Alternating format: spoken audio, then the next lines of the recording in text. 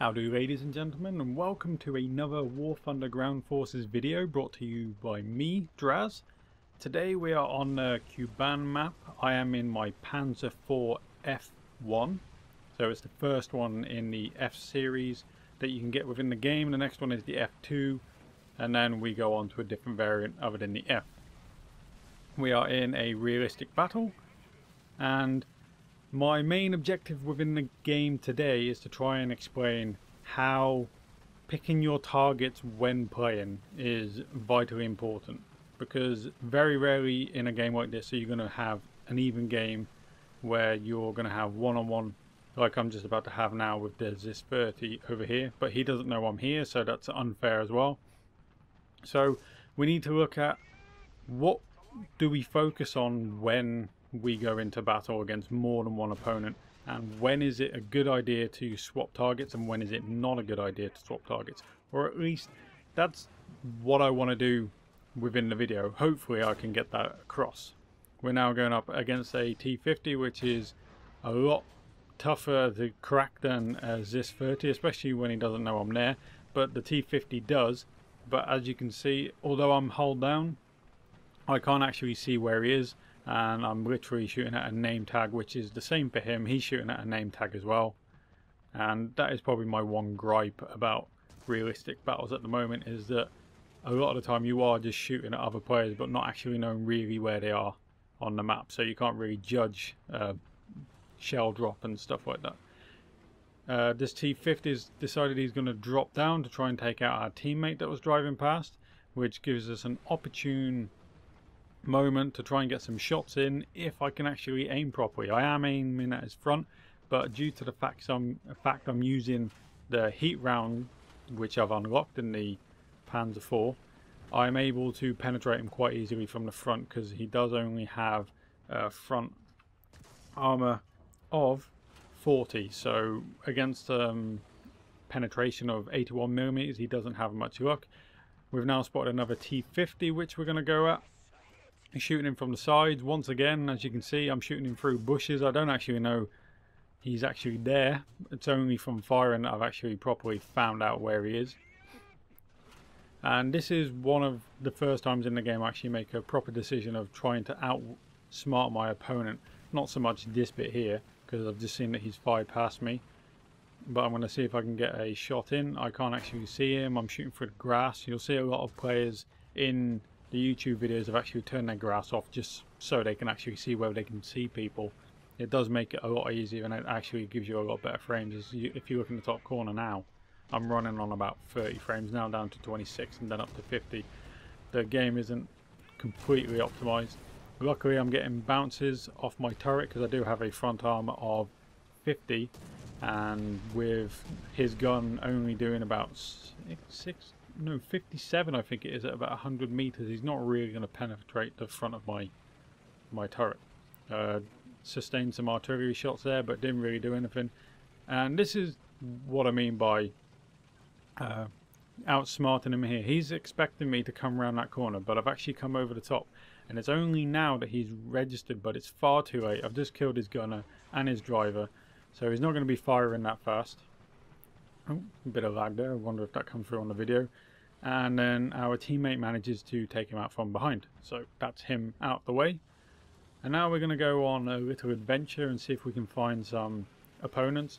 I believe they've only got 5 players left. One is in an AR, so he's flying around somewhere. The other one is in a T26, which we'll see in a second. And then there's 3 other tanks left, and they're going around in a group, and that's a T26, a T28 and a T50, and it will be those 3 which we engage, which I will try and to demonstrate how I pick my targets and why I pick them. There you can see the AR2 just flying around. We've got our team uncapping this point over here to give us our 3rd cap, because we've already got 2. The enemy team is absolutely getting trounced here, so it was a one-sided victory, but at least I can show you in the coming up part that I mostly dealt with it myself. So here I could have taken a shot at the actual T26, but I didn't really know where he was. He could have been anywhere behind any kind of cliff, but because one of my teammates is spotting him up, I could see him. We got the Panzer in front of us trying to take shots at the aircraft, which isn't really going to do too much. Now, here I decided that if they're going to spawn back in, or if they have recently spawned in, they will be trying to come from the northernmost spawn point, because they're not going to spawn on the eastern side, because most of our players are heading that direction at least. So if it was me, I would spawn at the top, so that's why I'm heading up this way now. We will see in a second that they actually pop up on the minimap, but I don't notice that first off, because I'm not paying attention too much to my minimap, because I think it's an awful design, and most of the time I can't even see my own teammates. You can see the enemy, but I want to be able to see my teammates as well, so I think they really need to work on improving the minimap, just for players that enjoy looking at the minimap for tactic decisions. As you can see, they've popped up in E5. I've not actually registered. I now turn around to have a look on the left hand flank, because I've looked at front and into the right and I've not seen anything. I've spotted 2 tanks, so I'm going to head that direction. Hopefully they've not spotted me on the map, and or by looking behind them, which I think I'm lucky enough in that they haven't. So I'm going to creep up over the hill rather than going through the road, because the road is kind of almost a common place for people to go, and that's where they're going to expect it to come from. So we're just going to come over the top of this hill. We can see that our point is being decapped, so we definitely know there's people in there. So we've got a T50, a T26 and a T28. I decided to take out, or try and take out, the T26 first, because he's the closest one. He's got his rear to me, so he's essentially an easy kill. At least that was my logic. And then I see that the T28 is already shooting at me, so I get a few shots in, but then I noticed that his turret is actually locked. I've just tracked him. I'm going to put in another shot just to make sure, but this guy cannot shoot me anymore. He just doesn't have the mobility, and his cannon doesn't work. So then I go to work on the T50, because the T28 is not even facing me with his gun, so he's not a threat. And then I put a few shots into the T50 with my 81mm rounds, although I've only got 2 left. He does the clever thing of trying to hide behind a tank, but tanks in this game, once they've blown up, aren't cover. You can just shoot through them. So effectively he was null and voiding himself. We've got the T26 shooting at me, but his gun is not going to penetrate me, especially as he's only shooting at 50mm turret armor. And then I take him out as well. So now I can turn back to the tank that I didn't actually take out in the first place, and then a teammate comes and shoots him after I've got a few shots in. And that is pretty much it. I selected my target, took him out of the game, made sure that the T28 couldn't attack me, and then I swapped to the target which I felt was the greater threat, the T50, took him out. Then I took out the next tank which could do damage to me and shooting at me, which was the T26, and he was actually, you know, doing damage to my tracks, but that was about it. And then after that I set my focus back onto the T28 and tried to finish him off after we'd basically crippled him.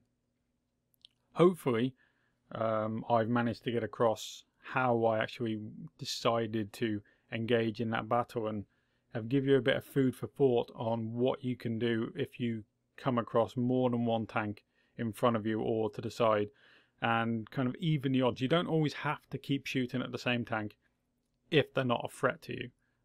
I think a lot of people, they just hit one tank, and it's the same with aircraft, and think, okay, I've put some shots in, I've now got to kill him. Well, you don't. If you've crippled him and he can't shoot you or move, then just move on to the next tank that is shooting and doing damage to you. It's a lot better option than just focus firing on one tank and letting 2 others shoot at you. Okay, so now we're having a look at the scores. We can see that I managed to destroy 4 targets and get 2 assists, so that's not bad at all. We got 170 points for a mission reward, 239 for my modification unlock, so I've unlocked most of the parts on the Panzer F1, not all of them, but most of them. And we get vehicle research points of 526, not 200. Now, I'm not sure whether these are going to be the final scores that you get, because they do seem quite low in comparison to what you get in the aircraft, or at least that's what I remember. But, you know, at the end of the day, it doesn't matter as long as it's progression and you're unlocking stuff. So, thank you very much for watching the video. I've hoped you've learned something. If you liked the video, then please do like it. If you would like to ask any questions or leave a comment or feedback, please do so in the comment section below. And until next time, keep on trucking.